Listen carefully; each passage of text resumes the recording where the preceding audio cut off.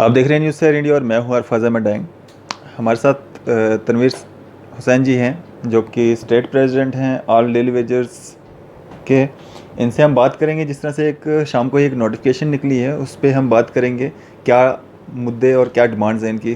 जी sir, क्या कहेंगे जिस तरह से ये नोटिफिकेशन जो आई है? देखिए अरफाज साहब, सबसे पहले तो मैं आपका बहुत थैंक्स करता हूँ कि पिछले काफ़ी टाइम से हमारे इन मुद्दों को उठाते आ रहे हैं आप।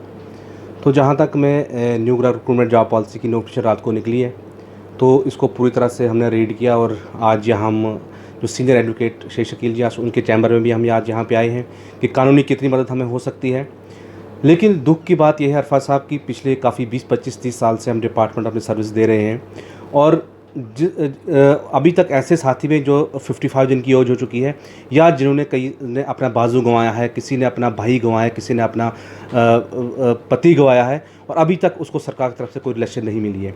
आप जानते हैं कि 94 के बाद जब डिपार्टमेंट लोग लगाए गए डिफरेंट पार्टीज़ ने, चाहे जिसने भी लगाए, चाहे नेशनल कॉन्फ्रेंस है, कांग्रेस है, बीजेपी, जितने पार्टियाँ भी हैं उन्हें लगाए। और इस वक्त कोविड-19 के हालात के बीच पे भी हमारे लोग जो हैं ड्यूटी कर रहे हैं, एसेंशियल सर्विस लोगों तक पहुंचा रहे हैं। और आज जब नोटिफिकेशन निकलती है तो उसमें सिर्फ ये बात कही जाती है कि 5 मार्क्स आपको दिए जाएंगे। मैं ये पूछना चाहता हूँ आपके चैनल के माध्यम से सरकार को कि 20-25 साल की सर्विस, एक आधी जवानी हमने डिपार्टमेंट को दी है। आज सरकार हमें ये बोलती है कि हमें 5 पॉइंट इसमें दिए जाएंगे और सरकार ये दूसरी बात कहती है कि हमको 5 साल का इनको एज रिलैक्सेशन दे देंगे। तो डैंग साहब, मैं आपको ये बताना चाहता हूँ कि जब डिपार्टमेंट में किसी की एंट्री होगी तो ये ज़ाहिरन ये बात है कि मैं 18 साल के बाद ही उसकी डिपार्टमेंट जो है ज्वाइनिंग हुई होगी। तो अगर 20 साल वो रख लें और 30-25 ये साल, तो 50 साल तो ऐसे उसकी उम्र होगी। तो अब कौन सा रिटर्न जो टेस्ट है जो क्वालिफाई कर पाएगा? अभी हमारे में एक बात और बताना चाहता हूँ कि 50% लोग जो हमारे इलिटरेट हैं, अनपढ़ हैं, जिनको बेचारों को पेन पकड़ना नहीं आता है, तो वो कहाँ पे टेस्ट को क्वालिफाई कर पाएंगे? और जहाँ तक दूसरी बात ये कही गई है कि जम्मू कश्मीर में इस वक्त जो है अनएम्प्लॉयमेंट रेट जो बहुत बड़ा है और जब भी यकीन लीजिए 4th क्लास की असामियाँ निकलेंगी उसके लिए एक MA भी क्वालिफाई करेगा, एक BEd भी करेगा। तो वहाँ पे अगर 5 नंबर मिलते हैं तो हम वहाँ उस एग्ज़ाम को हमारा साथी कोई कम्पिटिट नहीं कर पाएगा। तो ये जम्मू कश्मीर के डेलीवेजर्स के जो है हमारे बच्चों के मुस्तकबिल एक बहुत बड़ा जो हाथ जम्मू कश्मीर एडमिनिस्ट्रेशन ने डाला है। जब 370 और 35A को यहाँ पे हटाया गया था तो हमें उम्मीद थी कि अब नई किरण जो रोशनी की जम्मू कश्मीर में आई थी, जो यहाँ के लीडर, पॉलिटिकल लीडर ने बहुत दावा किया था यहाँ पे।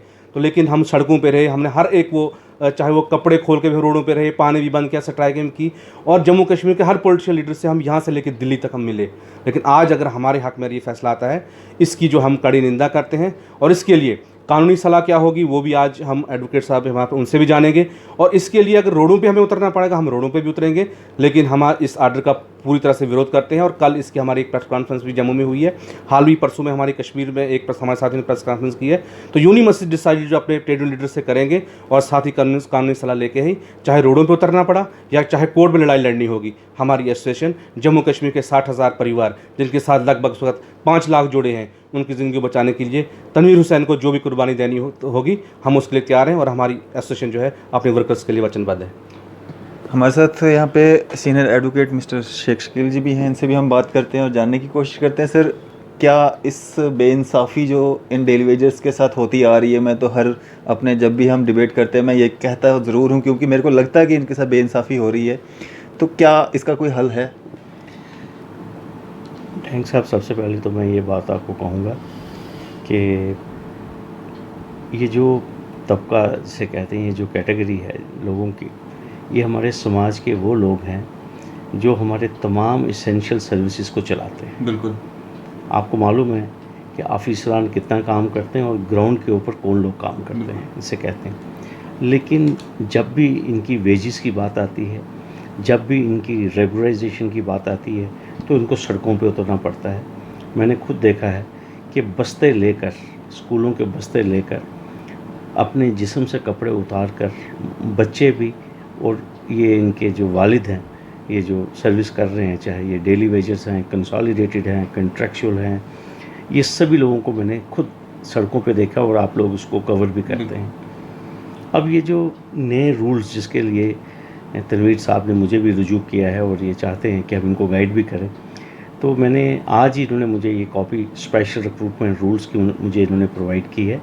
तो मैंने इनको आश्वासन दिया है कि हम इसको लीगली स्टडी करेंगे in the light of the principles laid down by the supreme court and the constitution of India, कि हम इसको क्या हम इसको either we can throw challenge it in the court, या इसे कहते हैं कि अगर इनको गवर्नमेंट को रिप्रेजेंट करना है अपने राइट्स के लिए, तो जो भी हिकमत अमली होगी, मैंने इनको तनवीर साहब को ये कहा है कि जो मेरी पूरी टीम है, जो पूरी लीगल टीम है, हम आपस में बैठेंगे, मशवरा करेंगे। We will take out the constitution of India, we will take out the judgments of the apex court from time to time कि सुप्रीम कोर्ट की इसके ऊपर क्या टिप्पणी रही है। और मैं एक चीज़ आपको कहना चाहता हूँ जी, there is one doctrine of social justice, ठीक है, इसमें एक सोशल जस्टिस का एलिमेंट है।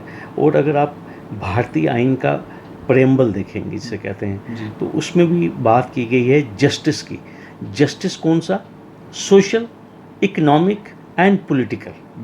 तो मैं यही बात चाहता हूँ कि सरकार तक ये बात पहुँचनी चाहिए कि these people deserve social justice, economic justice से कहते हैं। और ये तभी हो सकता है जब इन लोगों को, जो कि 20 से लेकर 30 साल तक ये डिपार्टमेंट में काम कर रहे हैं, और आज सिर्फ जिसे कहते हैं कि 5 एडिशनल मार्क्स इनके लिए रखे गए हैं। और जिस तरह तनवीर साहब ने सही वजह फरमाया कि अब इनके लोग रिटन टेस्ट देने की पोजीशन में नहीं हैं।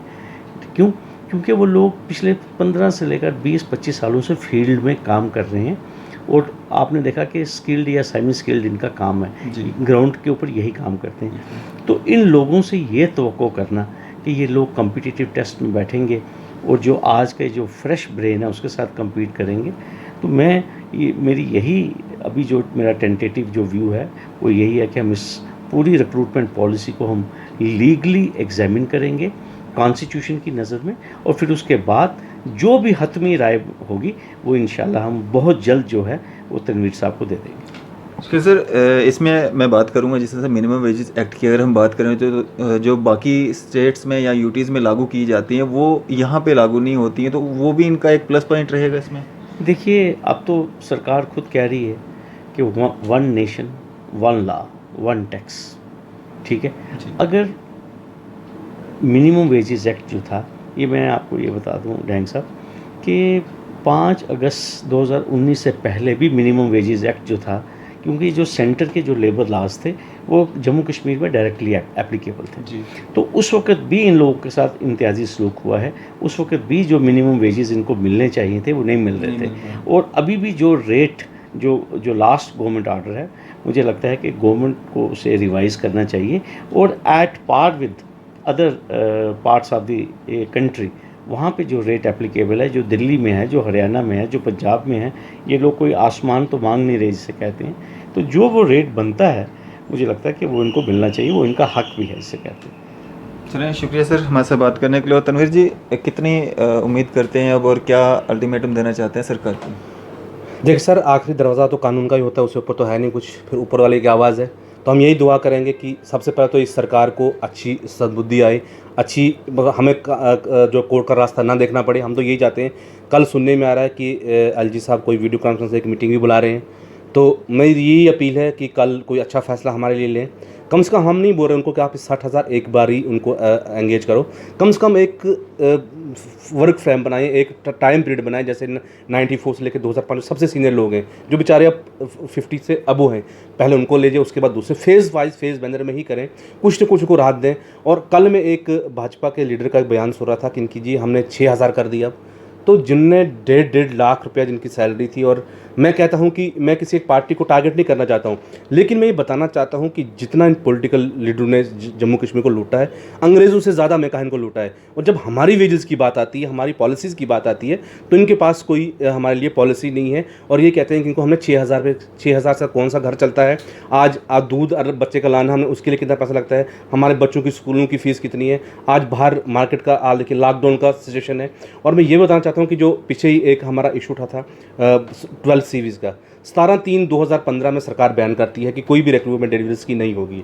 हम ठीक है, हम उसके साथ एग्री हैं, लेकिन उसके बाद फिर सरकार दूसरा ऑर्डर निकालती है कि जिनके 2016 तक 12 वोचर है उनको ही सैलरी दी जाएगी। अपने आर्डर का खुद सरकार वायलेशन करती है। और वो भी अभी मसला लटका हुआ है, तो अभी वो 6 पर हमने पहुंचा है लड़के। लेकिन हम यही कहते हैं सरकार के 17/3/2015 से पहले जो भी जज रिक्रूट हुआ है उसको सैलरी दीजिए, और उसके बैन के बाद जो है हम उसके खिलाफ हैं। ठीक है, अच्छी बात है बैन लगाया आपने, लेकिन जो लोग लगे हुए हैं उनके साथ इंसाफ कीजिए। ऐसे अगर बात करूँ मैं लैंड ओनर्स की जिनने ज़मीनें दी, तो डैंग साहब जब लड़का अपने माँ बाप से अलग होता है उसको सिर्फ ज़मीन दी जाती है, क्योंकि गरीब लोगों के पास ज़मीन के अलावा तो कुछ है नहीं। वो ज़मीन भी हमने डिपार्टमेंट को दे दी, और फिर बंदा भी हमने डिपार्टमेंट हायर कर दिया, ना बंदे की सैलरी ना ज़मीन की उजरत। तो कितना बड़ा जुल्म जो यहाँ पे हो रहा है। लेकिन आज मैं बहुत होपफुल हूँ कि आज मैं यहाँ एडवोकेट शेखशील साहब जो किसी तारीफ़ के मोहताज नहीं, हमेशा गरीब गुरुओं की आवाज़ उठाते रहते हैं, और गरीब की खास करके ने बहुत बार आवाज़ और बहुत बार हमारे साथ डिबेट में भी बैठे हैं। तो हमें पूरी उम्मीद है, मुझे ही नहीं बाकी जम्मू कश्मीर के उस तमाम 60,000 आर्जी मुलाजमिन के साथ 5 लाख फैमिली जुड़ी है, आज उनको पूरी उम्मीद है कि कोई ना कोई कानूनी रास्ता निकाल के सरकार पे प्रेशर बिल्ड करके कोर्ट में जाके हमारे हक में फैसला हो, ताकि हम भी समाज में एक ज़िंदगी अच्छी ज़िंदगी गुजर बसर करें। अगर कहीं हमें फिर ऐसा लगा कि हमारे साथ फिर बेइंसाफ़ी हो रही है, तो आने वाला वक्त यही लोग हैं जो सरकारें बनाते हैं, जो गिराते हैं, वक्त आएगा इनको जवाब मिलेगा। और ये ना हो कि जैसे जम्मू कश्मीर दिल्ली में आपने देखा होगा कि आम आदमी पार्टी ने सुतला साफ़ किया, कहीं जम्मू कश्मीर में कोई नई मूवमेंट चल के यही लोग जो हैं इनको यहाँ लखनपुर से इनकी कुर्सियाँ पार फेंकेंगे। और बहुत जल्दी ये वक्त आएगा और हम इंतज़ार करेंगे, अगर सरकार ने मसला हल नहीं किया तो इनका पूरा सुतला जम्मू कश्मीर से हम साफ़ करेंगे। इतनी जो ताकत है ये डिलीवरीज, कैजुअल लेबर, कंट्रेक्चुअल मजदूर लोग रखते हैं, यही कुर्सियों में बिठाते हैं, यही जहाज़ों में उड़ाते हैं और यही गिराते हैं। ये पावर हम में है और ये पावर इन दो ऑन द ग्राउंड हम दिखाएंगे, ये उसका फिर वेट करें।